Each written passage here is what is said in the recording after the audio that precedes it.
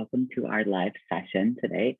I'm going to be going through a quick startup presentation to welcome you all to our program and introduce you to pre-health shadowing if you have not joined us before. So we can go ahead and get started. My name is Oscar Castro, he, him, and I am the Chief of Diversity here at Pre-Health Shadowing. Pre-Health Shadowing is a student-led, student-run nonprofit organization that is dedicated to helping prospective healthcare professionals get access to resources and education in the field. So just to let you guys know, we do have closed captions for all of our sessions to accommodate students with disabilities. If you have trouble enabling this feature at the bottom of your Zoom screen, please feel free to direct message me or any of the team members and we can assist you with that. Also, we are always looking to make our program more accessible and more inclusive to people. So if you have ideas about how we can do that, feel free to email us at info@prehealthshadowing.com.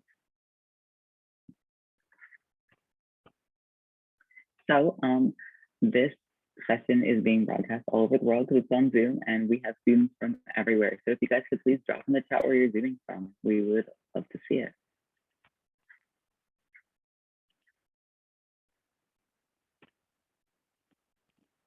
We've got people from all over.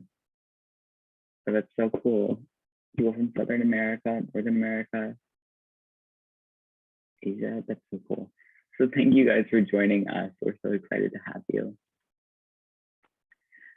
So if you want to stay in the loop and up to date on all things PHS, be sure to sign up for subscribe to our email list. You can go to our website and do that. Additionally, you can follow us on social media. We are active on Instagram and TikTok and post regular updates about our sessions and events that we're hosting. So you guys, as being part of pre-health shadowing, you have access to some awesome opportunities through us. So first things first, we have Kaplan. Kaplan, as you guys probably know, is a great platform that helps us study for different tests. And we have partnered with them to give you guys a 10% discount and also access to free resources such as study guides for the Mcat, NCLEX, and GRE. So highly recommend you fill out the survey in the chat so we can get you signed up for that. And that we are also looking to host a Kaplan scholarship later in the future, so be sure to be following us on social media to see how you can enter and win. Another great organization that we've partnered with is Untitled. It is a free mental health platform for students that is it's free through the collaboration with PHS. And it definitely is a great resource because considering we are all pre-health students, we're all working hard, you know, mental health is not something that is always at the forefront of our minds, but it should be. So we highly recommend you check out this resource.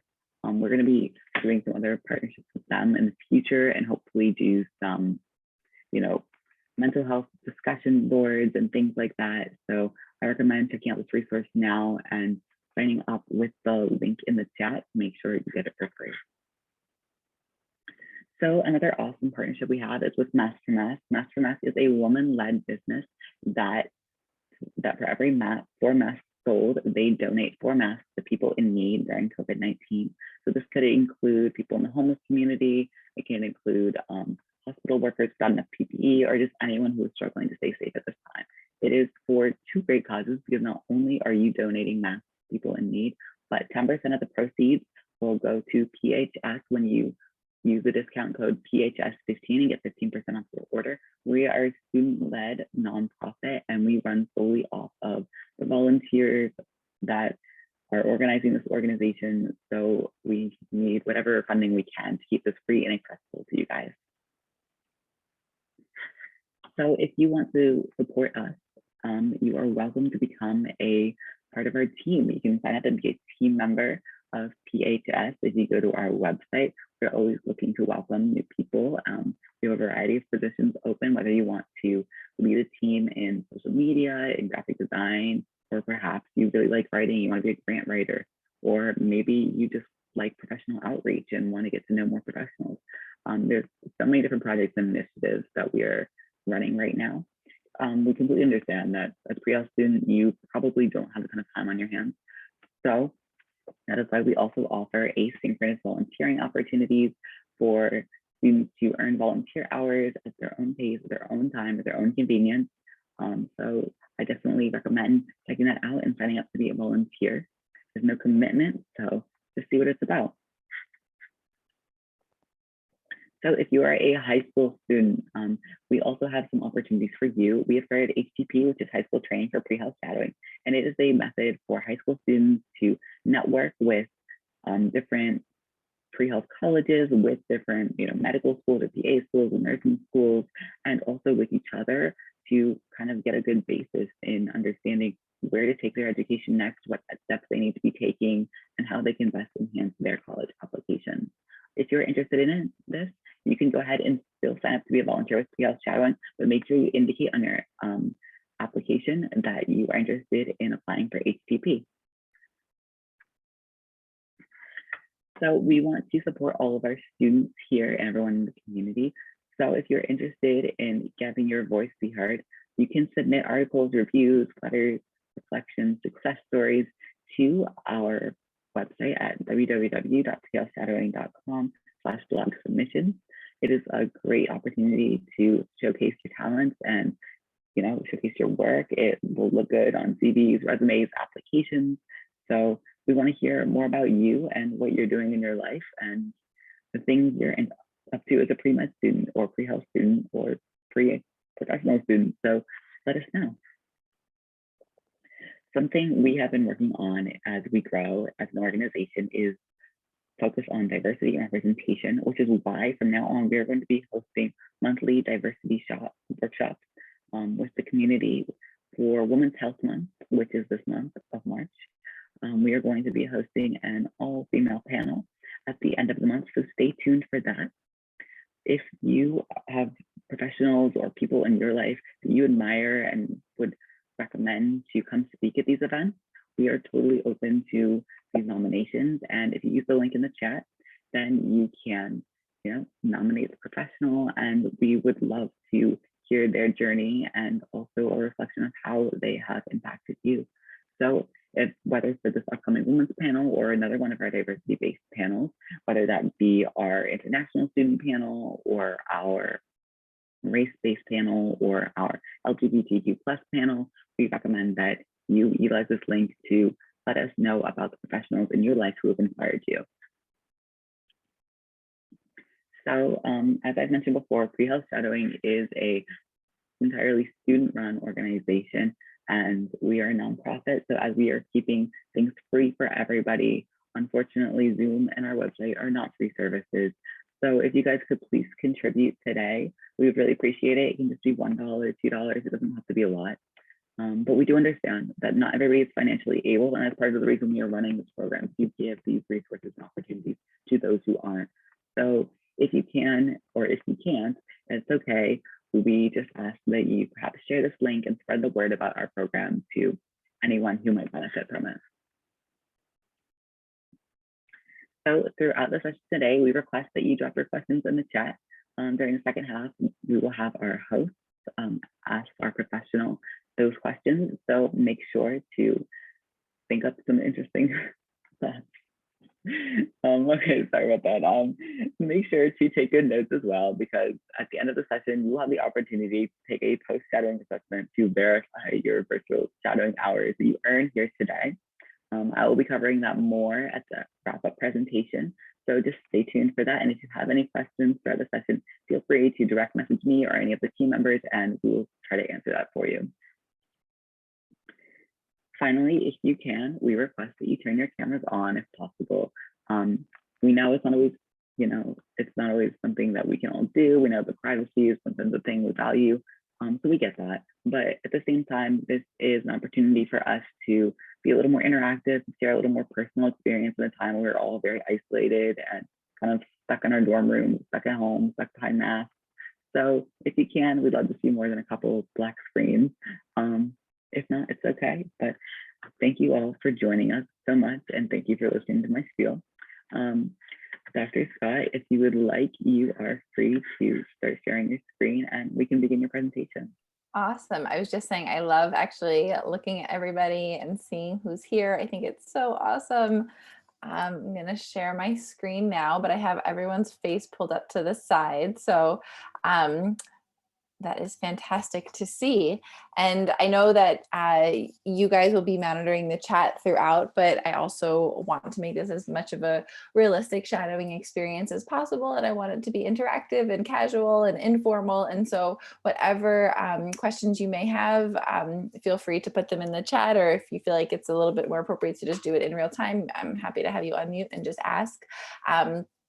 I am really excited to be here. I think what pre-health shadowing is doing is absolutely incredible. We kind of connected out of the blue on social media and then through email. And the more I saw what their mission was and the way they were going about it, the more excited I became to do a talk with them. I think it's so incredible to not only have something like this during the pandemic, but I think that exposure to all the different subspecialties and specialties within medicine is so amazing at this stage in your pre-health careers, whether you're going into medical school or PA school or nursing school.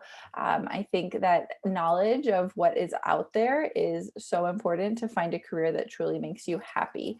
I absolutely love my career as a pediatric hospitalist in pediatric hospital medicine. And my wish for all of you on this call today is to find whatever that career path is and love it as much as I love my job. And it'll be a bumpy road, kind of a lot of ups and downs, but I think once you kind of find that happy balance, you're going to be so thankful that you pursued the path that you did. All right, so I don't have the chat up right now, and so I will leave it to the pre-health shadowing crew to kind of unmute and call out questions if you need. I'd rather see your faces than the chat, I think, at this point. But without further ado, why don't we jump on in? I'm going to make my screen into presentation mode. And so this is a guide about pediatric hospital medicine for, it says pre-meds here, but really it's anybody who's in the pre-health field. I work on a daily basis in the hospital with nurses, PAs, NPs, and then every type of physician provider that you could possibly imagine. And that really is part of the reason why I love my job. PTs, OTs, speech, like literally every medical provider we need in the pediatric hospital medicine world. So briefly, a little bit about me. Something that I think I was very naive about was the career path of becoming a physician. I knew that you had to do undergrad, I knew you had to do medical school, but everything else on here, I had never planned or really fully understood. So right now, I am a first-year pediatric hospital medicine fellow. I'm in New York City. I'm at New York Presbyterian, Columbia, and Cornell in Manhattan. So I'm at a bi-campus program. But if we backtrack all the way back to my undergrad years, I went to NYU in Manhattan. And then I immediately went to medical school after. I'm kind of one of those people who always said they wanted to be a doctor and just kind of followed that path ever since I made that decision. I went to medical school at NYITCOM or NICOM, which is an osteopathic medical school on Long Island. And during medical school, I actually ended up doing a scholarship year here, which was in academic medicine. And I also got a master's degree as part of that scholarship program. And then from medical school, I went to Pediatric Residency, which is your post-medical school training in a specialty field. And so this is usually a general specialty, things like pediatrics, general surgery, orthopedic surgery, internal medicine, and you go through that 3-year general training period and then decide at the end if you want to further specialize. So I decided to actually pause my specialization, but do a chief year, which is really an administrative year. You work a lot with the leadership of the program. You learn how to run a residency program. You do a lot of teaching. You work closely with the residents, but you're not in the nitty gritty of treating patients like you are in residency. And then after my chief residency year, during my chief residency year, I applied for pediatric hospital medicine or PHM fellowship. And we're going to talk a lot about what PHM fellowship actually is, but you could see it was kind of a long and winding road. And to be totally honest, I had never planned any of this up until I got into medical school. Everything after that, I just kind of figured out by doing things that you're doing right now, talking to people, shadowing, and just going with my gut in terms of what I absolutely loved during my clinical years. And we can talk more about this career path if you want at the end, if you have any specific questions.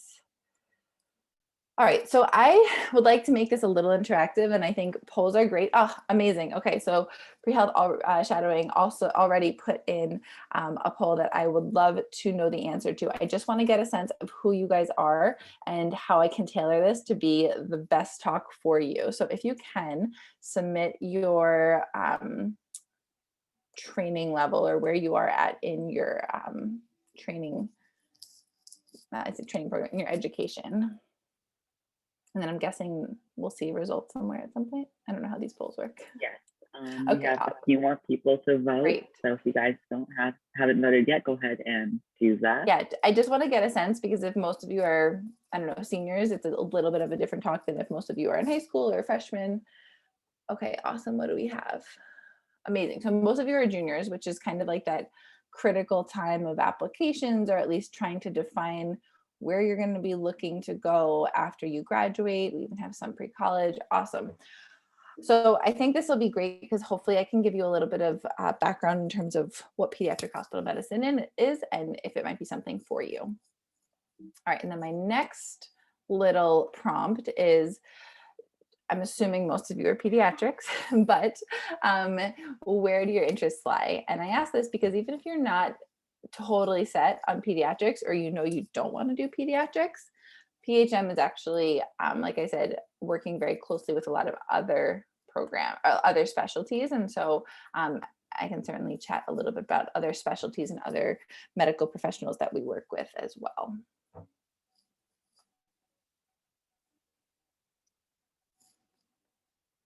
Okay, cool. So we're pretty split about either you love pediatrics, something else, or you're not sure yet, which is fine. And I think that if you had asked me this question in medical school, I probably would have said I'm not sure yet. If you had asked me this in pre-med, I definitely would have said I'm not sure yet. I just knew I wanted to be a doctor. And so if that's all you know, that's great. Keep following your gut and you will figure it out after. All right. So now that I know a little bit about you, I will share a little bit more about me. So what is pediatric hospital medicine? It really is as obvious as it sounds. It is the care of the hospitalized child. And while that's a very simple definition, depending on what type of hospital you're in, what type of community versus academic or larger university affiliated hospital, that could look very, very different. And so in general, we cover all different organ systems, all different pathologies. We see things from asthma to infections requiring IV antibiotics as opposed to an oral antibiotic. Respiratory illnesses, especially in little babies, is very common. Dehydration is a super common thing that we see, where kids basically lose their ability to regulate their electrolytes very easily, and they often need admission to the hospital and IV fluids. And then we see some other more unique things like eating disorders. Kids who come in who are severely anorexic need a lot of medical management to make sure that there is no electrolyte abnormalities that could be, or heart problems that could be causing a lot of harm before they can go to an eating disorder program. So we manage them before they get transferred to an eating disorder program. And we also help co-manage things like seizures and seizure disorders with other subspecialists like neurology. And so you see, it's a lot of everything. And that is one of the reasons why I absolutely love pediatric hospital medicine. A lot of things to think about in terms of whether or not pediatric hospital medicine might be right for you. One thing that is obvious is that it's only inpatient, meaning you have inpatient pathology, inpatient workflow, and also an inpatient work schedule, which means nights and weekends. And so that has to be something that you keep in the back of your mind. And that being said, it may not be nights and weekends everywhere. It kind of depends on the hospital that you're looking to work in, which brings me to this next idea of a community versus an academic hospital. So I don't think I really fully knew that there was a difference between the two when I was pre-med or even in medical school. But this really refers to the setting that you're going to be working in. Community hospitals are wonderful places. They are local, smaller hospitals, And with pediatrics, it often means that there's just a floor or a part of a floor that's dedicated to pediatrics. And so they may not have all of your subspecialty consults available. If a kid gets really, really sick, you have to know as the pediatrician when you have to transfer, because you can't transfer them too late into their illness because it could be really dangerous for them to transfer if they're not stable. So there's a whole art of community pediatric medicine that is a really important skill to learn as a pediatric hospitalist. Academic medicine is what I personally am interested in. And these are your more traditional, like Grey's Anatomy type of hospitals, really big. They have residents, they have fellows, they have almost all the subspecialties, they have critical care, they have subacute care, they have all different levels of care. And often in pediatrics, that means they're a freestanding children's hospital. So you'll have 5, 6, 7, 10 floors in New York City dedicated to just pediatric care. So you'll have a pediatric surgical unit, you'll have a pediatric anesthesia, GI, everything that you could want in a regular hospital. You'll have it dedicated and fully staffed by just pediatric specialists. And so the difference is definitely a matter of preference, but it's important to know that there's a couple of options in terms of the setting that you actually practice. I love academics because I want to be around learners all the time. I'm constantly learning new things myself, and I love being in that environment where people question and think and ask on a daily basis.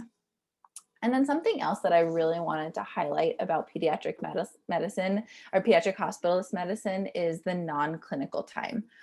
So again, when I was in pre-health and pre-med stages, and even in medical school, I still very much envisioned being a doctor as clinical time 100%.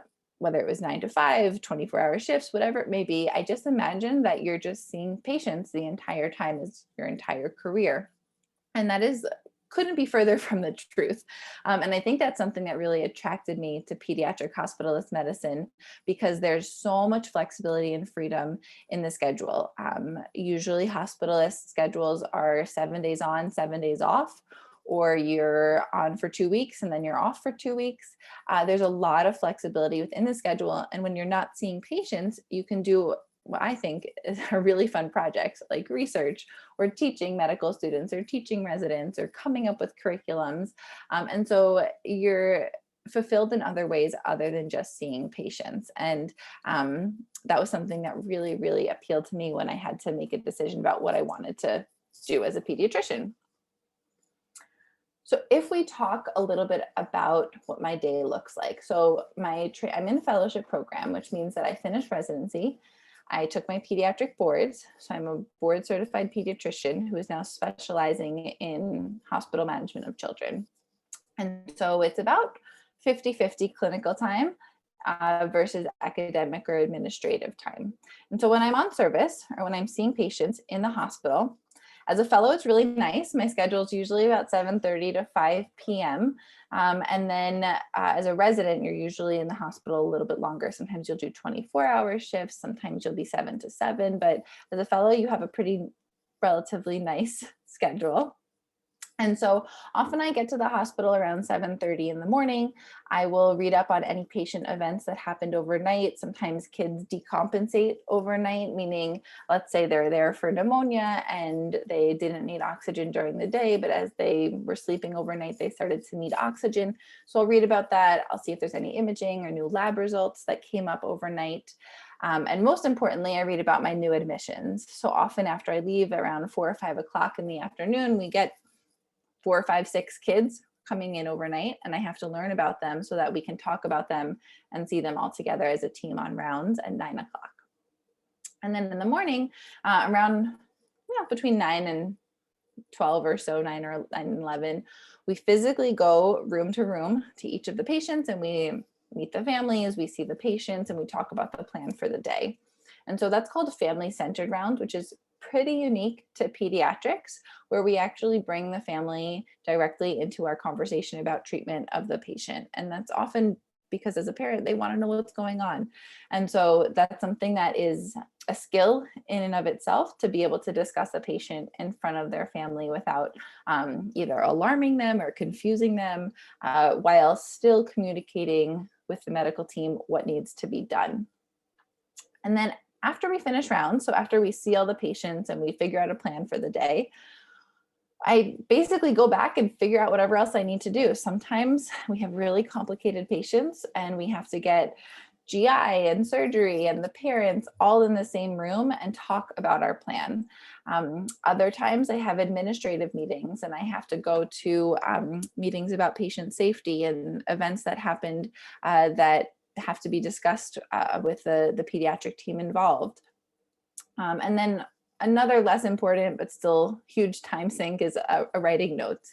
And although it's cumbersome, that it really is my way to reflect on my patients and come up with a good plan and a concrete thought process for why they're still in the hospital, what I have to do to get them better, how I'm going to get them better, and what their goals are for going home. And so the day can vary quite a bit. Again, that's part of one of the things that I love, is just that every day is a little bit different. But for the most part, like I said, when I'm on service, it's usually about 7:30 in the morning to 5 at night. And then I go home and usually someone is covering overnight for me. On the flip side, so like I said, about 50% of my time is clinical, seeing patients, but the other 50% is doing research or doing some sort of academic project. And I personally love medical education. So I'm working on a medical education assessment tool using a lot of really kind of robust medical education methodology. And so this is taking up a large portion of my time during my research days, which, as you can see here, are much shorter and a really nice schedule. Usually it's 9 to 4. With COVID, honestly, it's even more flexible, and I can work from home in whatever environment. Oopsie, I just dropped a clip. I can work from home in whatever setting I want, especially office space is a little limited at the hospital right now. But I'll get to my office, I'll start working on collecting data for a quality improvement project, which really is just a or a very predetermined way of improving quality of care in the hospital. So that's one type of project that I have going on right now. Because I'm in a fellowship program, I often have standardized lectures happening almost every day, most days of the week. And so that's usually from 12 to 1, I have a lecture.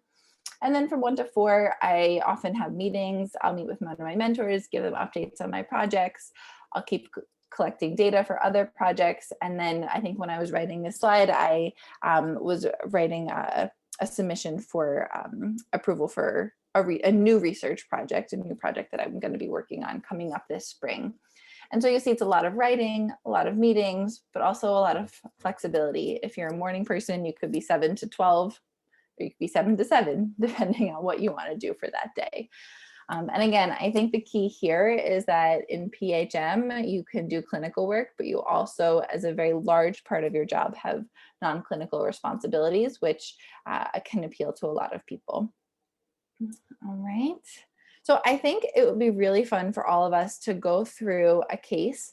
I actually have 2 cases here. And they are very common. Well, one is very common, one is much less common in pediatric hospital medicine. And so I think we're going to end up having some poll questions throughout. And I really encourage you to just think about what could potentially be going on. I think maybe for the differential, I don't expect anybody to get this unless you happen to have known somebody who has experienced this, but as a pediatric hospitalist, this is something that we actually see quite commonly. And I find it to be one of the most interesting pathophysiologies that I see. So I'll just read through it, but feel free to kind of skim it on your own. So we have a 3-year-old girl who presents to the emergency room, because that's usually how they come into the hospital. So she presents with 4 days of fever, rash, and puffy hands and feet. She was seen by the pediatrician on day 2 of symptoms. She was diagnosed with the viral illness, and she's been taking Tylenol and Motrin as needed at home for the fever. Now it's day 4. She's still having fevers, and so the parents were concerned and brought her to the emergency department. So whenever we get a patient in the emergency room or in the hospital up on the floors, we do something called a review of systems, which is exactly what it sounds like. We ask about all the different things related to all the different body systems. And we talk about things that were positive and things that were negative within relative to what we're thinking of with the presentation. And so for her review of systems, mom just said that the only things that were positive was that she was very fussy when she had a fever, which makes sense. And she has this rash that's all over her body. And mom really couldn't tell us where it started or if it was just on her face or just on her chest initially, but now she says the rash is everywhere.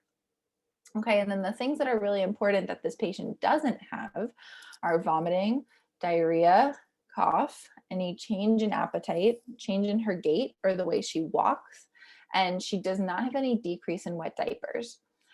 So these first few are really important for me because that tells me it doesn't seem like she's having an overt infection. There's no cough, there's no diarrhea, nothing that's like a stomach bug or anything that could be causing this. And then this last one, so this decrease in wet diapers is really important to pediatricians because that's one of the best ways for us to tell if a patient is dehydrated. We can't ask them how much they drank. We can't ask them if they're going to the bathroom less. We have to ask their parents, do they have any decrease in wet diapers? And so thankfully this patient didn't. But really that doesn't give me much to work on. She just basically has a fever, rash, and some puffy hands, which is kind of non-specific.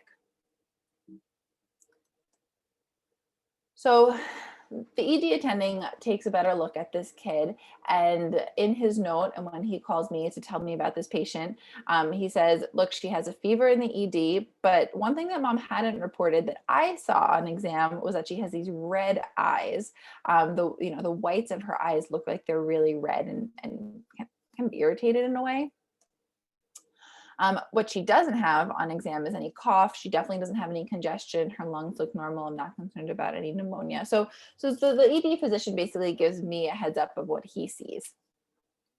He does some blood work just to see if he can identify anything further, but doesn't look like there's any white blood cell elevation, meaning there's probably not any sort of infection.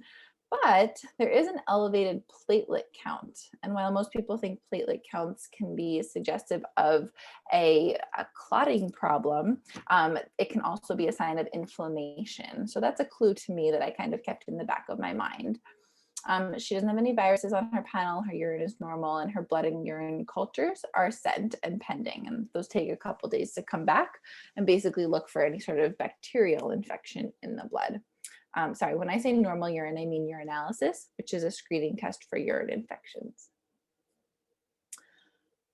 All right, so perfect. We have a little bit of a differential. Again, I have absolutely no expectation that anybody would know what some of these things are, but take a wild guess at it. Let's see what you're thinking. We basically have a 3-year-old with 4 days of fever, a rash, red eyes, and puffy hands.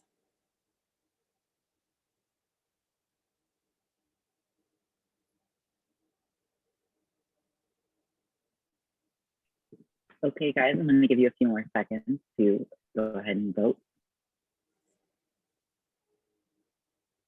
And I love seeing what you all come up with for this differential because I think it's always really interesting. Great. Okay, so we have a couple of differing thoughts, and we'll talk about each of these throughout. I forget what my next slide is, but it's okay. So Kawasaki disease, which I bet most of you haven't heard of, but if you have, you selected it. If you have, we have viral rash, we have anaphylaxis or a really bad allergic reaction, all things that should definitely be on our differential. And so what do we do now? So this is kind of the thought process that I have going in my mind. I think some of these things could be on here, but the ED attending tells me the whole story we just went over and says, I want to admit the kid because of X. I think this is what it is. We just need to wait and see. Okay. So the attending has the differential in their mind. He told me about it and told me the reason that's the reason why he wants to admit the kid. The kid's admitted overnight and continues to have fever the next day. So now we're on day 5 of fever without a clear source And when I go to examine the kid in the morning, she now has a strawberry-like red tongue that looks kind of like this. Okay, so now she has red eyes, she has a rash, she has a strawberry-like tongue, and she has 5 days of fever and some puffy hands. And alarm bells are just going off in my mind. This kid has something called Kawasaki disease. And I'll talk briefly about it, but this is shortly after. But this is a common reason for admission to pediatric hospitals. However, it's an uncommon disease. So we see it a lot. We're in the hospital, but you probably haven't heard of it unless you know somebody personally. Kawasaki disease is essentially an autoimmune inflammation of the blood vessels. And that's why all of her mucous membranes and her skin were really red, because the body had a lot of inflammation in the blood vessels and they all got really dilated, and everything just looked really red and angry. And the treatment for it is actually to give a neutralizing antibody called IVIG, or not an antibody, an immunoglobulin. So it's IV immunoglobulin. And that immunoglobulin binds to all of that antibody that's really attacking the blood vessels and helps to essentially treat the condition completely. Her fever stopped within 24 hours of the IVIG, and we started her on aspirin. And the reason for that is because one of the biggest blood vessels that we cannot see with Kawasaki is the heart blood vessels, the coronary artery. And you can actually get an aneurysm, like a dilation of the coronary artery with Kawasaki disease. That's one of the most dangerous things that we see. And so we start them on aspirin to really eliminate some of that inflammation that could be bothering the coronary artery, as well as prevent any clots from forming if the blood is kind of sluggish through that coronary artery because of all that inflammation. And then similarly, we have to talk to our cardiologists, who are pediatric cardiologists in the hospital, to do an ultrasound or an echocardiogram of the heart to look at the coronary artery, make sure it looks fine and not dilated. And this kid actually went home after 48 hours of being fever-free and had no issues, saw cardiology as a follow-up, and that was about it. So I think it's one of the most interesting things that we can see in the hospital, because there's a lot of different things going on. So like I said, it's a lot of inflammation in the blood vessels. It's an autoimmune mechanism of the body kind of attacking itself. And the mnemonic that we remember as pediatric hospitalists for identifying it as a clinical diagnosis, meaning there's really not many lab tests that can help us identify it, is crash and burn. So there's 5 different clinical symptoms that we look for, and burn suggesting the presence of a fever for 5 days. So crash is conjunctival injection or conjunctival erythema. Rash is a rash that can look like anything from hives to little dots, whatever it may be. There's no specific type of rash. A is for adenopathy, or really big cervical lymph node. S is for swelling of, S is for strawberry tongue, like we saw in the picture 2 slides ago. And H is for hands and feet, swelling of your hands and feet. And so again, it's all just mucous membrane and skin involvement from inflammation of those blood vessels. Treatment is to try and neutralize some of that inflammation, and then cardiology follow-up to look at your heart and your coronary artery. So I think it's one of the most fun diagnoses in the sense that it's a clinical diagnosis. You have to see your patient, you have to do a really good exam, and just to cut to the chase, it's not always as obvious as this one. All right, I think we have time, unless you guys need to keep moving along, but I think we have time to actually talk about one more case that is a case I just had, I'm trying to go back, in January, that was really interesting to me as well, because again, it presented as something very non-specific, but ultimately ended up being a really unique and pretty intense diagnosis for this little baby. So spoiler alert, this four-week-old did not look as happy and chubby as this, but all the pictures that I Googled of like severely dehydrated children were kind of disturbing to look at. So I chose a nice happy baby instead. But we have a 4-week-old. He's a previously healthy, he's full-term baby boy, and he's presenting now to the emergency room with 5 days of vomiting and diarrhea. And the vomiting is happening maybe 3 to 5 times a day, but the diarrhea is happening as often as every 10 minutes. And you can imagine in a little baby, that can be really, really scary for a parent. Mom brought him in today to the emergency department because he's more tired than usual, which prompted mom to bring him. In the emergency room, his vital signs are surprisingly normal. Usually if kids are really dehydrated, they might have a super fast heart rate, a low blood pressure, but his were actually fine. He didn't have any fever. And something that we noticed right away was that he actually lost weight since birth. So the one major key thing of, I was gonna say, pediatrics, I love that you did this question. Kids should never lose weight. Up until they're 14, 15, 16, 17, they should just be gaining. So especially in a 4-week-old, to have somebody lose weight is really, really scary. And so, what do you think, just eyeballing it, think of like a pound of chicken that you would pick up at the supermarket. How much do you think a 4-week-old, a 1-month baby should weigh?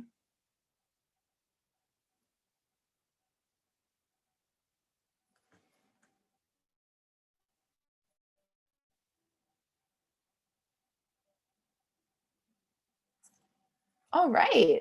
So we have most people in the 13-pound range, some people in 10 pounds, 6, and then definitely not 21. And I would say anywhere probably between 10 and 13 pounds is appropriate for a 4-week-old. And I'm actually doing the conversion for this kiddo because I'm curious, just to put it all into perspective. He weighed 3,200 grams. Which is about 7 pounds. And so, like I just said, a 4-week-old can range anywhere from 10 to 13 pounds is probably on average. Usually it's probably around 10 pounds. And this kid weighed 7 pounds. So he's 3 pounds away from, an average kid, which is quite a bit for this age. And so actually he's also so low that he's less than the second or third percentile, meaning that 97% of babies his age are bigger than him. So he is a tiny baby. His lab work, so when we get his blood, we check his electrolytes, and it shows what we call a metabolic acidosis, meaning there's a buildup of acid in his blood. And we don't know why.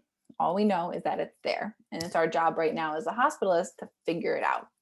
Most often, there's 2 reasons. One is you have, let's say, a really bad infection and you have terrible blood circulation because there's a really bad infection, and you actually have lactic acid being produced by your organ systems and your muscles, and that lactic acid builds up and can cause an acidosis in your blood, cause you to be in an acidotic state. The other reason is that you lose all of your base. So you're pooping like crazy and you lose all of your bicarb, and you end up having a shift in your electrolyte balance and your acid base balance. You lose all your base and you have a lot of acid left over in your blood. So those are the 2 main ways that you can become what we call acidotic. What we know with this baby is that he's acidotic. We got to figure out why. Okay. Usually if kids are really depleted because of all the dehydration and we give them a bunch of IV fluid boluses and you repeat their labs, they improve a little bit. But this kid did not improve. He was still totally abnormal after 3 boluses, which is a lot for a little baby. Okay, so immediately this kid's getting admitted to the floor. We have a lot of work to do. We have to figure out what's going on. Why is this kid having so much diarrhea? Why is this kid still so acidotic? And why doesn't he seem like he has any infection, even though this all looks like it should just be a really bad stomach bug? So he's on the floor with us for about 24 hours. Yeah, I love this. Oh my gosh, you guys are great at coming up with questions. I didn't come up with these. Pre-health shadowing came up with these and they're awesome. So we're giving him fluids. He keeps taking his formula. He is like a ravenous little baby and just loves eating every 2 to 3 hours, but he keeps having diarrhea. He still has acidosis. He's still persistently acidotic on all of his blood work. What teams, what other subspecialists do I, as the hospitalist, need to start talking to think about what we could do to figure out what's going on with this kid?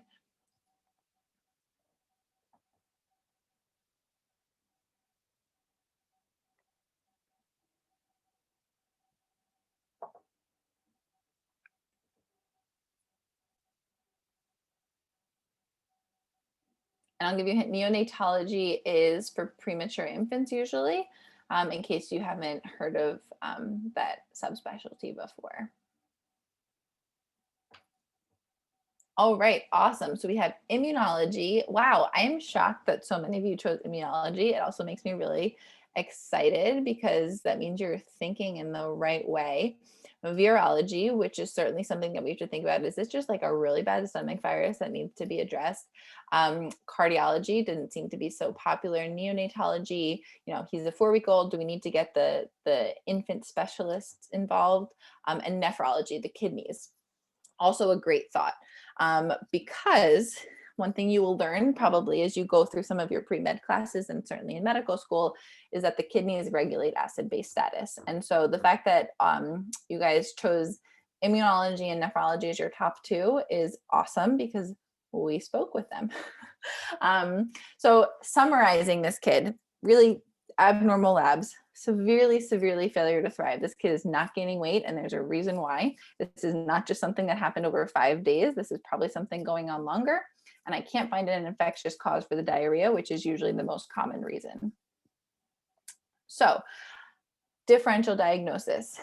There is something called milk protein allergy or severe milk protein intolerance, which can cause babies to have a lot of diarrhea when they drink milk protein. It's not an anaphylaxis the way you'd have to things like peanuts. It's a different immunologic process, but it can cause a lot of problems.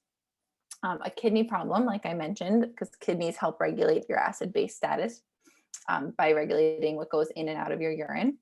And then what we call an inborn error of metabolism, which basically means this baby has some sort of genetic condition where they can't metabolize things properly, meaning they can't metabolize proteins, they can't metabolize carbohydrates, depending on what it is, and that can cause catastrophic acid-base imbalance down the road as he starts getting older and taking more and more food.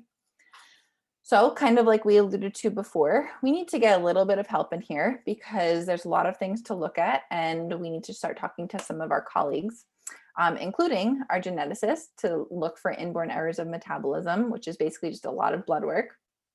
Gastroenterology, right? Things being common. He's having diarrhea. We need to figure out why. Let's talk to our gastroenterologists, our stomach doctors, our intestine doctors.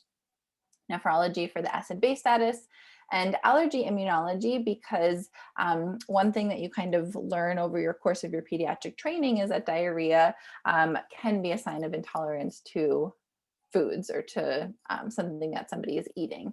And baby this age, it's just really milk. And so that could be something that could be contributing to his severe diarrhea. And then briefly, I actually think I kind of just cut to the chase with this one.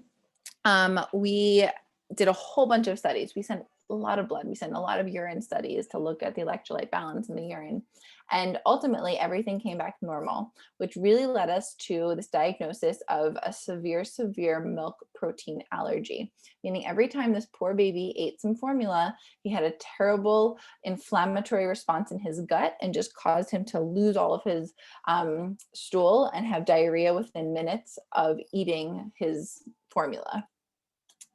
And so what you do for cases like this is to actually take away the milk protein and you give really broken down amino acids to help feed the baby. And it's called an elemental formula. As soon as we gave this baby formula, you'll see right here, he actually gained weight. He lost weight like the next day when we weighed him, but then immediately after, rapidly he started gaining weight within just a few days. I think this is about the course of a week or so. And he was most recently seen in outpatient clinic, which I was able to see. And now at 2 months, he's almost 5 kilos or like just over 12 pounds, which is incredible. And so all this baby needed was a change in his formula, which I think is one of the best things because he doesn't have a lifelong medication, he doesn't have anything else, and they usually outgrow this by a year or two, sometimes a little longer.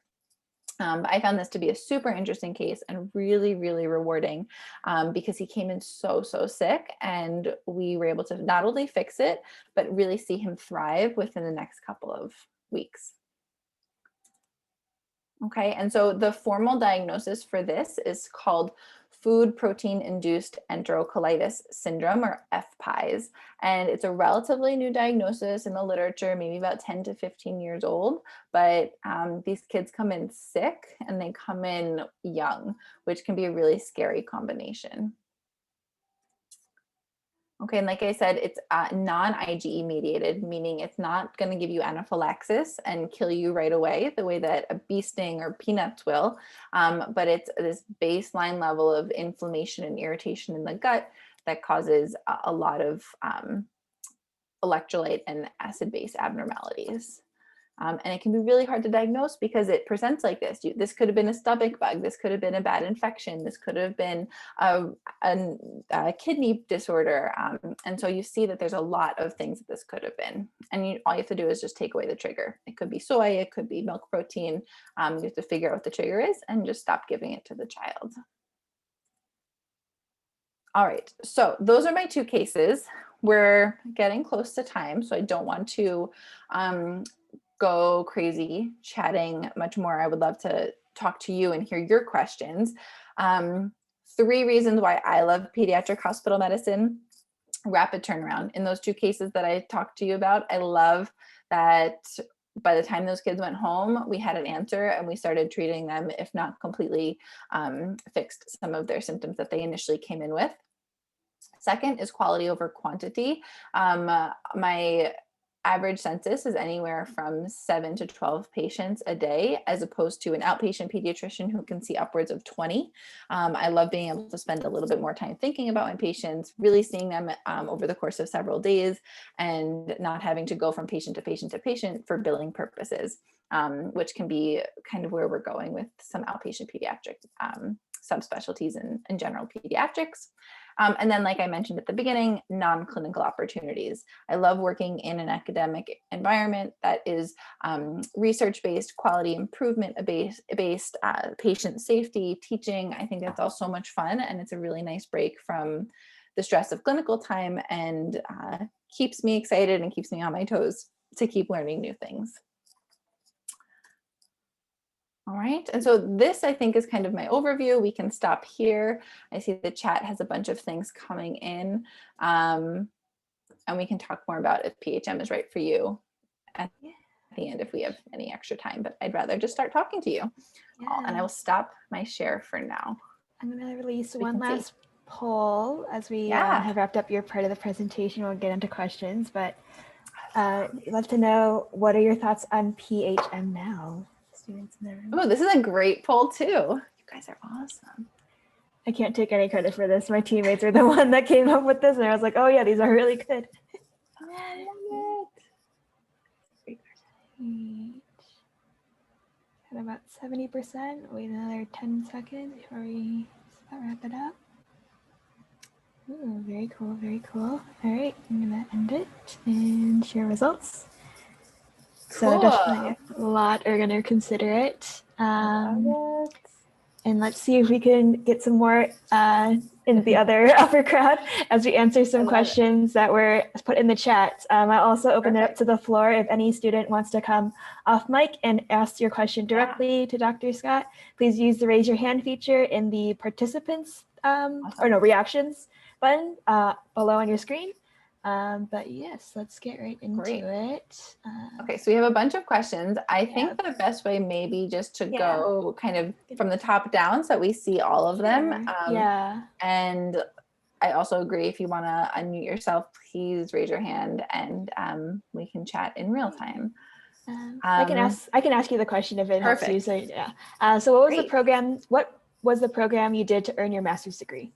So the program was called the Academic Medicine Scholars Program, which kind of aligns with my interests in terms of remaining in a teaching environment in an academic hospital where I work with trainees and I don't do private practice. And so the master's program was like it was neuromusculoskeletal sciences, but really it was a program that the medical school offered that had a combination of teaching, clinical time, and research for a year. And I had 2 years of my medical school paid for by participating in that program. So scholarships are out there, and that was actually a huge reason why I chose that medical school, why I chose NICOM.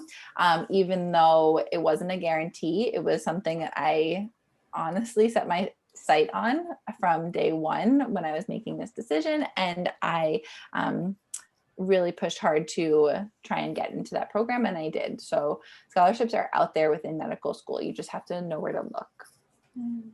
And following that, what did you major in college?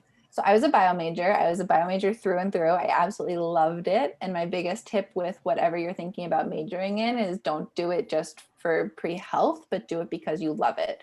I did bench research. I really dove in headfirst to being a biology major. And I think that was one of the best ways to take advantage of being in the setting that I was in. I loved being a bio major.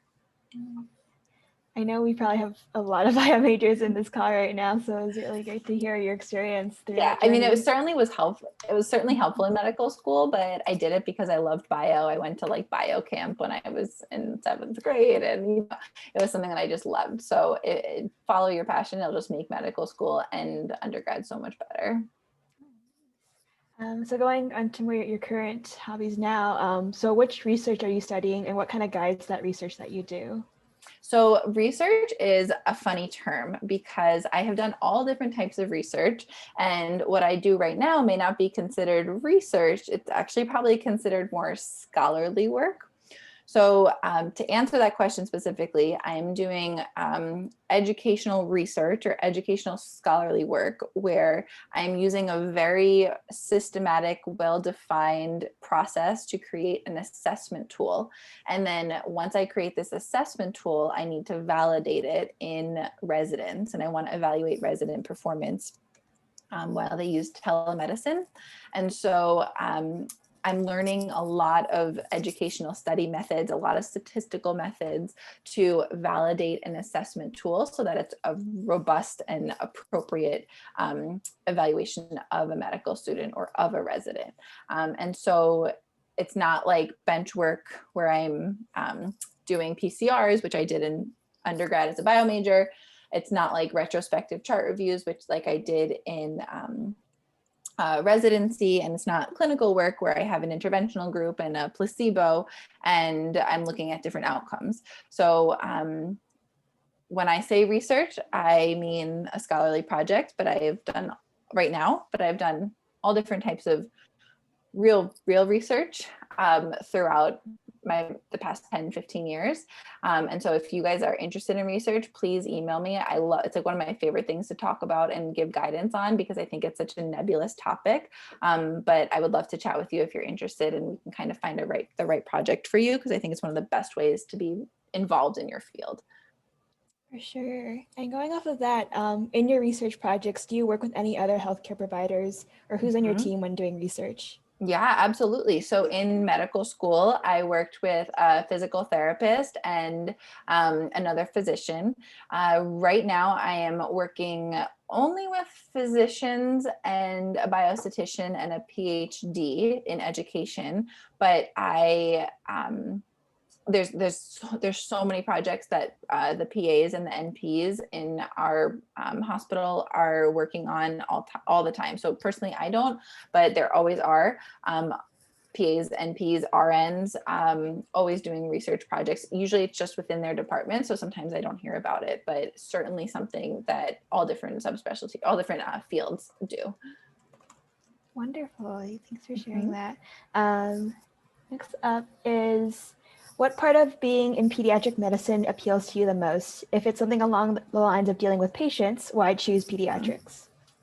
I think so. I was actually between, I skipped over this in my background, but I was actually between orthopedic surgery and pediatrics. Okay, so these are like two completely different fields. You could not get more different. And I think it just goes to show you that you have to follow what you love. I had set up my 4th year to do both pediatric showcasing rotations and orthopedic surgery rotations. And the bottom line is that the pediatric population were the deciding factor for me. I loved the OR, I loved what I did with orthopedics, but I just couldn't, I didn't click as well with the people and the patients. And I loved having fun with my patients. I loved seeing them get better in 2 or 3 days. I loved the feeling of connecting with a parent and reassuring them that their child was okay. Or on the contrary, being there for one of the hardest times of their lives where you're giving them a tough diagnosis. It's a relationship that I really had never experienced so well with orthopedics. And I just really enjoyed the personal level of care that I gave when I was with pediatric patients. And to this day, that's something that I also love. We hear all the time from professionals, just do what you love and you'll never work a day in your life, for sure. It's so true. And, you know, there's certainly times during residency that it's harder and you don't necessarily want to be going and doing a 24-hour shift at the hospital, but you have to love the mundane of your specialty, of your field, in order to get through the tough days. And it's actually kind of funny that you brought up that you were thinking about orthopedic surgery, because one of the questions in the chat was, do you perform surgeries? And how would you go about that route? Yes. So another reason I love hospitalist medicine is because I love using my hands. And so I don't do surgery, but I do procedures, which are very much the same idea. So I actually do circumcisions. So we remove the in the nursery. When we're on the nursery, we take off the foreskin of the baby boys whose parents request it, which is essentially a surgical procedure. It's a sterile field. You have to gown and glove. You have to do it in a sterile field. It very much feels like a surgical procedure. We do lumbar punctures a lot in babies because we have to rule out infections in the very young babies. And then depending on the field that you go in, nephrology, you can perform kidney biopsies if you do pediatric nephrology. You can do endoscopies if you do pediatric gastroenterology. So just because you go into pediatrics doesn't mean you lose all that procedural hands-on work. You just have to find the field that has it. But hospitalist medicine, we do circumcisions, lumbar punctures, blood draws, obviously, those are kind of IV placements. Those are more standard procedures, but definitely still procedure-based. Not surgery, but procedure-based.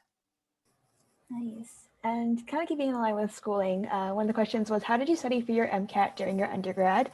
What was your schedule like, and what did you do for studying?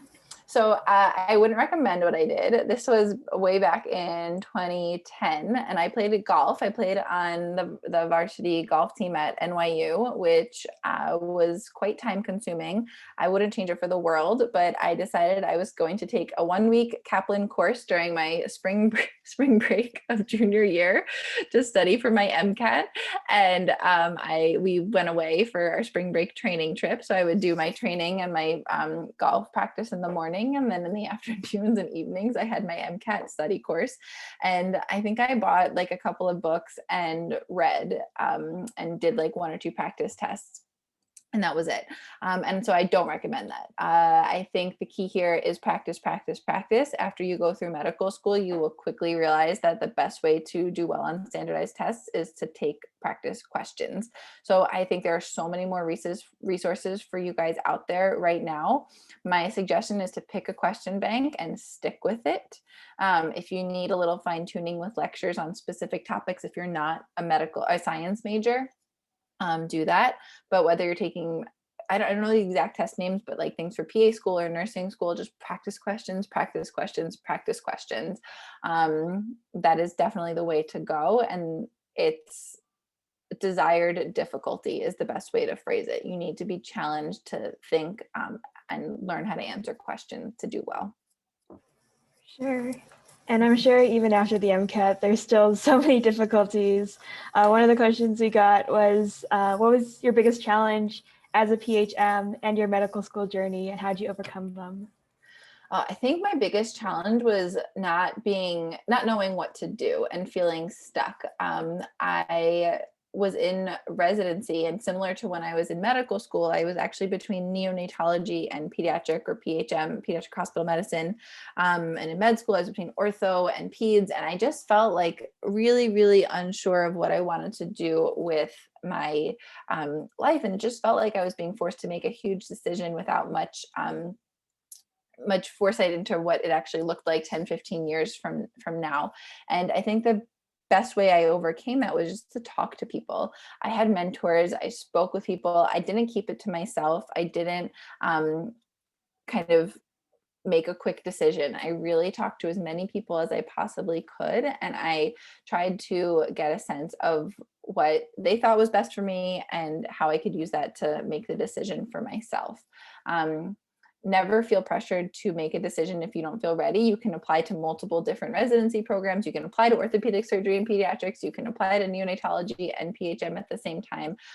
You're never cornered into one field, even though it sometimes feels like it. It's really reassuring to hear. And thank you so much for talking with us today so we can help kind of talk through some of our problems or difficulties we might be facing. Going off of this, how was your residency experience overall? Did you find the hours reasonable? Were you treated well by attending physicians and hospital admins? That sort of thing. Yeah. So for those of you who don't really know what residency is, because I certainly did not early on in the game, residency, like I mentioned earlier, is after medical school, and it's specialization in a field, in my case, general pediatrics. And it's anywhere from 3 to 5 years, 7 if you're doing neurosurgery. And during those 3 years, it's really intense. Medical school is a lot of studying, but it actually is a lot of flexibility and free time. And you have to be able to customize it to make it work for you. Residency, they really control your schedule, which can be a hard pill to swallow if you're somebody who plans ahead and likes to kind of know what's going on. Sometimes you didn't get your schedule until like a week or two before you were on the rotation. Residency, you are generally working one weekend. You're working 3 weekends out of the month, and you have 1 weekend off. So you're working a Friday night, one weekend you're working a full 24 on a Saturday, the next weekend, and then the following weekend you're working a full 24 on a Sunday, and then you finally have off one of those, the fourth weekend of the month. And so that can be grueling. Pediatrics is amazing, and I would say majority of the pediatric programs have wonderful people that make this experience very tolerable. The thing I struggled most with residency was not seeing my family. I'm really close to them, and to not be able to have a casual dinner or to just see my sister on the weekend was really, really hard, because you just can't say no to work. You can't just not go to work for your shift. And so I think that was something that was really challenging to me. And I kind of got lucky in a sense, because I didn't realize how hard it would be when I was interviewing. But I found a program that I absolutely loved. I would go there again in a heartbeat. I went to Westchester Medical Center, Maria Ferrari Children's Hospital in Westchester, New York. I'm happy to talk more about it if any of you are thinking about it or from the area.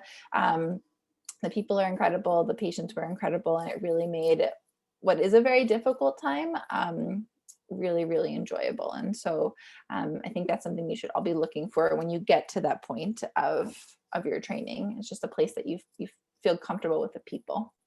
Yeah, for sure. And that's, again, one of the questions that we always get to from students is just like, how do you as a professional balance work and social life? So if you could talk a little bit about how you balance that in medical school and how you balance it now.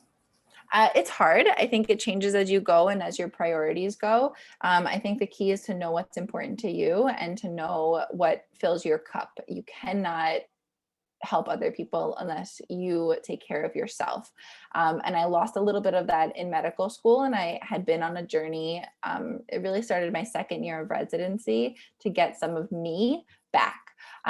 In medical school, so I played golf in college. I'm a lifelong golfer. Fill in golf with whatever you're passionate about and you love doing. And I basically went from playing golf every single day in college and having an incredible team that were like family to me, to not playing golf at all and never seeing my teammates because I thought that's what I had to do in order to be successful in medical school.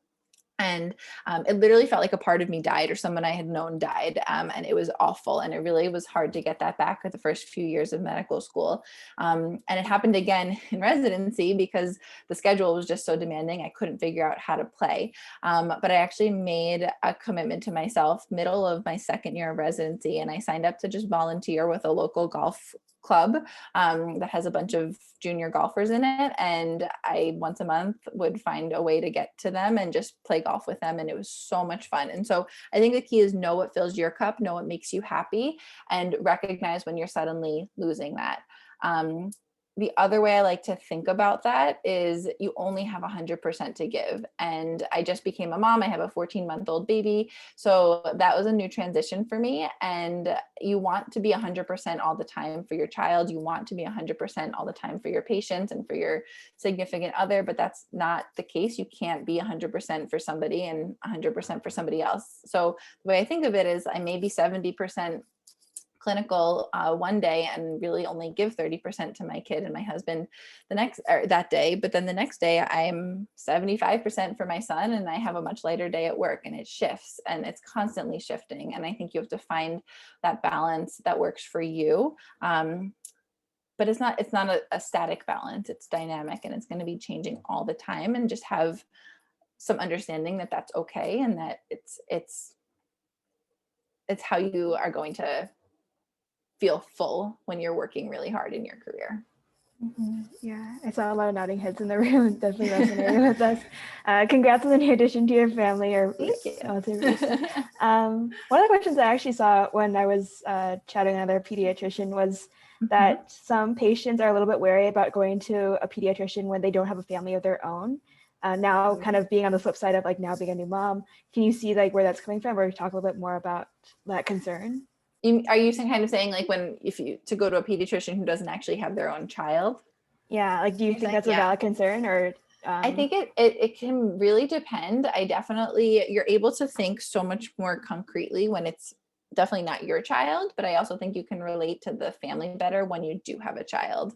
And so there's so many things that I didn't know before I became a mom, even though I was technically a board certified pediatrician by the time I became a mom. And so I think that the key is you have to feel comfortable with your pediatrician having conversations, whether or not they have kids. You have to be able to talk about diaper rashes to a person who has a kid, and all the different diaper creams that you've tried and none of them are working. And you also have to be able to talk to somebody who doesn't have a kid and really wants you to vaccinate your child, and you're hesitant to vaccinate your child, and they don't know what it feels like to be sticking needles into their kid. And so whatever their family situation is at home, you have to be comfortable talking to them. And that's something that I always make clear with my patients. If I can't for some reason connect to them in the hospital, I need to find somebody who they can connect with, because that's the only way that you're going to have a shared decision making for the child, which is really the bottom line when you're taking care of a kid. Thanks for sharing that perspective. Definitely, it's very interesting to hear. Talking a little bit more about the cases that you brought up during the presentation. So I was wondering if it's possible for newborns to have allergic reactions to breast milk. Yeah, I mean, I think the bottom line is yes. The question is what type of allergic reaction, and what do you mean by allergic reaction? Because there are different types, and the case that we talked about is very much, for all intents and purposes, an allergic reaction to milk. And if that kid was exclusively breastfed and mom drank a lot of cow's milk products, the cow's milk protein that he was allergic to in the formula gets into mom's breast milk, and that baby therefore could be allergic to breast milk. There are very severe cases of this FPIES condition where mom cannot eat soy, cannot eat grains, cannot eat even sometimes like beef and milk. And so mom has like a 4 or 5 food diet. Usually it's like fruit and rice and that's basically it. Sometimes like different fruits and rice. And so depending on what's in the breast milk, the baby actually can be allergic to it. And mom has to go on a very restrictive diet if she wants to breastfeed for the other benefits like antibodies and things like that. Otherwise, we have wonderful formulas that babies can get that have that are safe for them if they have these allergies. Yeah, and we've heard like that some kids will outgrow their allergies. Have you ever seen the case where newborns will outgrow their allergy while still in that newborn phase of life? Yeah, absolutely. Actually, most of these kids who have the cow's milk protein intolerance outgrow it by a year. And so what you do is you eliminate it completely from their diet. And then over the course of, let's say, 3 months, they don't have any signs that there's any more intolerance, and you slowly reintroduce it. If they develop signs again, you stop giving it, but you kind of go back and forth until usually around 1 to 1.5, they'll completely outgrow it. So interesting to hear. And then you were saying that FPIES is like a more recent case study that has come about in the past 10 to 15 years. Based on your experience and your background, like what do you think has caused the onset of this more recently? Oh, I love that question. I think that's a fantastic question. So I think one of the biggest things that we're learning in kids is that there's just an increase in kind of allergies in general. You've probably heard a lot more kids have protein allergies, a lot more kids have seasonal allergies. Asthma's kind of on the rise in some kids, in some cases. And so there's an overall thinking that our culture, our lifestyle, our hygiene is actually causing the body to be a little bit more hypersensitive than it otherwise would be. Basically, we don't have all the excessive stimulation from germs because we're so good at getting rid of them that our body's almost like looking for other things to fight. And sometimes it starts to identify food as something that's a problem. And so that's essentially the kind of the short answer. It's really just we are becoming more sensitive to things as a human species, and we're getting better identifying it. So if you look at early case reports, they were very nonspecific. They weren't really sure what was causing the kids to have all this diarrhea. And over the past 10 years, more and more people just write about it. And this is why I love academic medicine and research, because you share your story as the patients that you see, and you start putting things together and being able to identify essentially a new condition, which is pretty unique for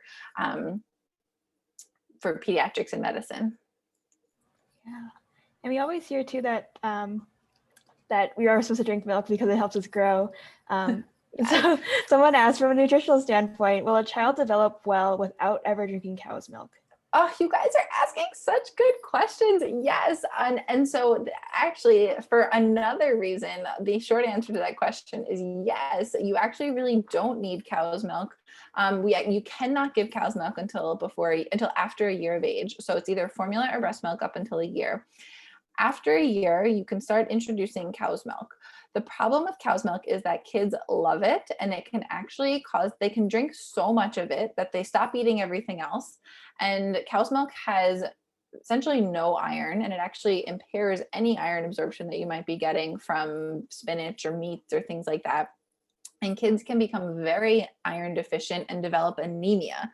And so the latest recommendations are that you can easily eliminate cow's milk if you want. You can give oat milk or soy milk if you really want, but it's not nutritionally essential. You can get all your other recommended nutritional components from a lot of other foods that a kid or a baby could eat, just like you or I would eat. And I don't know about you, but I don't drink a lot of milk at all.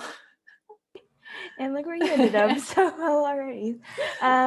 We have about 5 minutes left, so I'm going to flip it back to more pre-med journey questions. Sure. One question that we got was, how did your medical school interview go? How did you prepare for it? Sure. I saw one quick question that I think is really important to clarify about PHM. Someone mentioned, what is inpatient versus outpatient?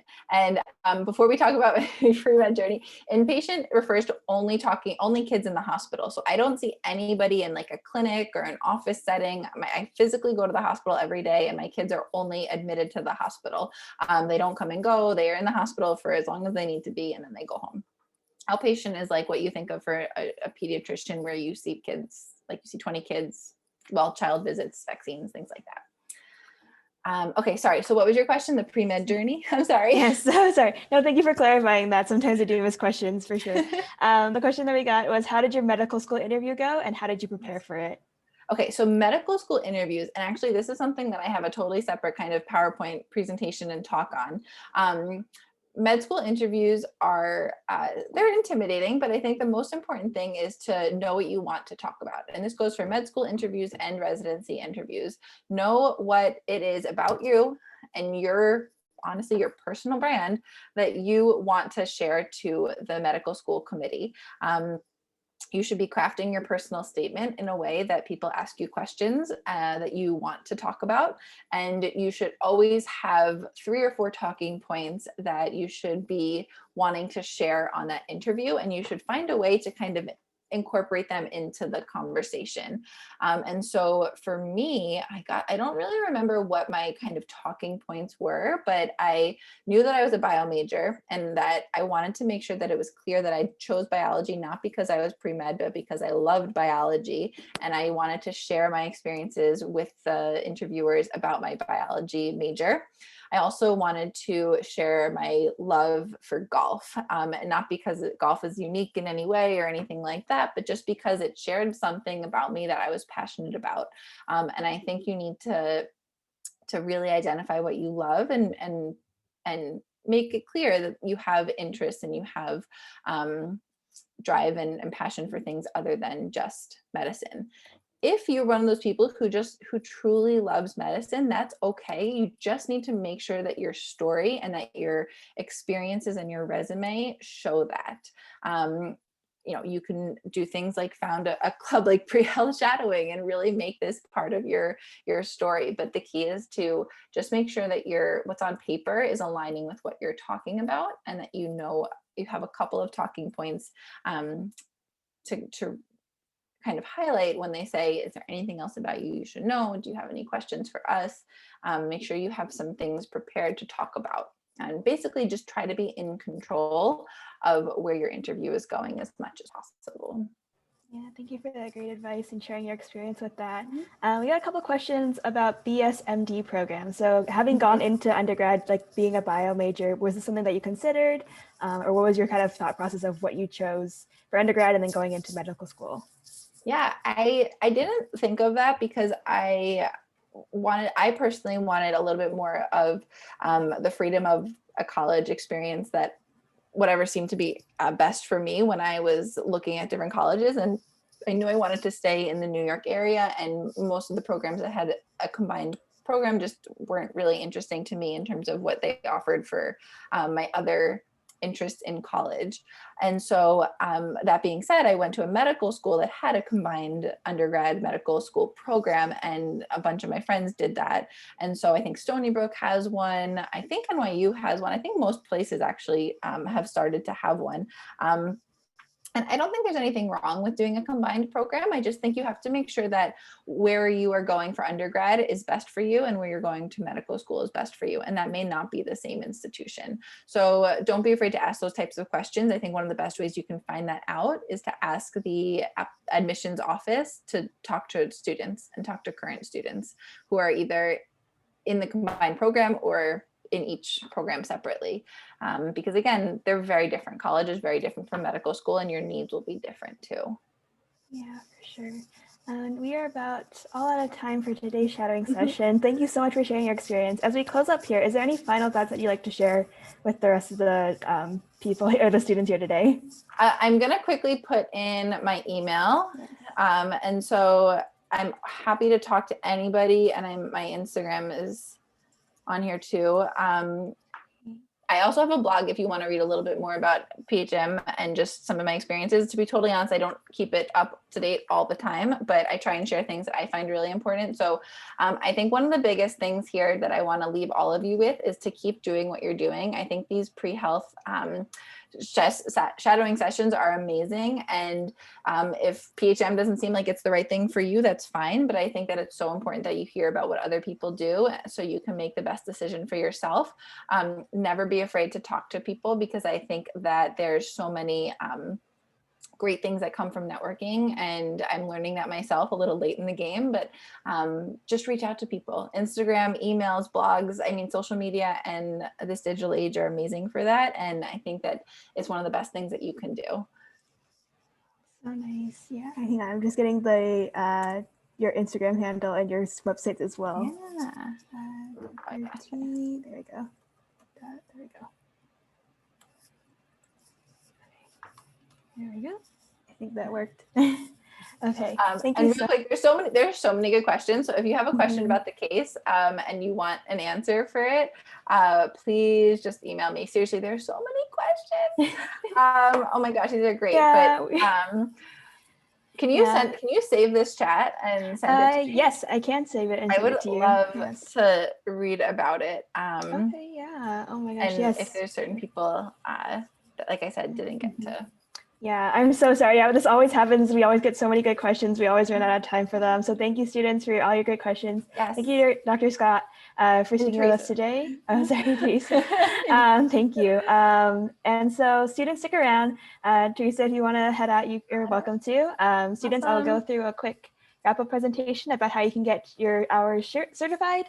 Yes. So, Awesome. yeah. All right. Thank you, everybody. And we'll be in touch. Okay. Please don't hesitate to reach out. Have a great night. Have a great night. Thank you. So yes, students, as we heard today, the medical journey is long and difficult. What helps a lot is just reflecting about why you're doing this. What's your why? So these are some questions that we often think are really great about sessions here. So what brought you to today's session? What are 3 major takeaways that you got from this presentation? And what do you want to learn more about?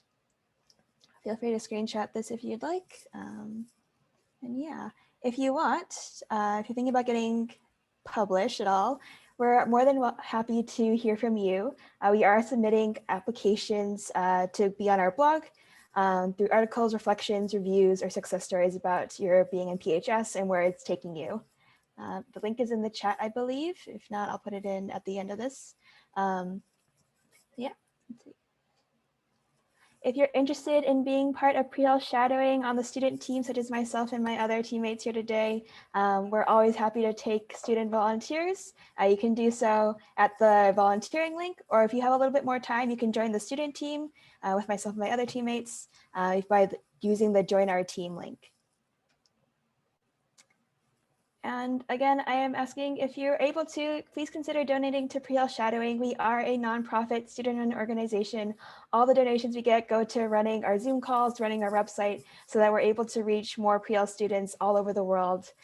We do run off of solely donations. So if you are financially able to, please consider donating. And if you're not, please consider sharing this link with your friends and family so that they're able to hear about your pre-health journey and the ways they can support it. Thank you so much. All right, now the moment everybody's been waiting for, how to get your digital certification for attending. So you're gonna take our post-shadowing assessment quiz by going to our website at www.prehealthshadowing.com. You're going to look for today's session with Dr. Theresa Scott. Click on that session. You'll get a page that looks kind of like this. You're gonna hit take this course. From there, you can take the quiz. It's a simple 10-question multiple choice quiz. You have 2 chances to pass by getting a 70% or higher, so getting 7 out of the 10 questions right at least. The quizzes are open indefinitely for your convenience. And once you start, you do have 30 minutes to complete it. And if you have any trouble, please feel free to email us at info@prehealthshadowing.com. Once you finish this quiz, you're going to click Finish this course, and you'll be sent to a page to download your certificate. Again, if there's any questions on this while you're doing it, please feel free to email us at info@prehealthshadowing.com. If you missed a part of today's session, this session was recorded. It'll be up on our YouTube channel later tonight. Feel free to check us out at prehealthshadowing.com for that. And you can catch up on any of our previous sessions. As I said, all our quizzes are open indefinitely until further notice. So you're welcome to get all your shadowing hours in. We do have sessions, live sessions every day until I think through June. We have it booked right now. So yes, if you're looking for more shadowing hours, feel free to continue coming to our live sessions. You asked a lot of great questions today, and I look forward to seeing a bunch of you in future sessions. Thank you so much.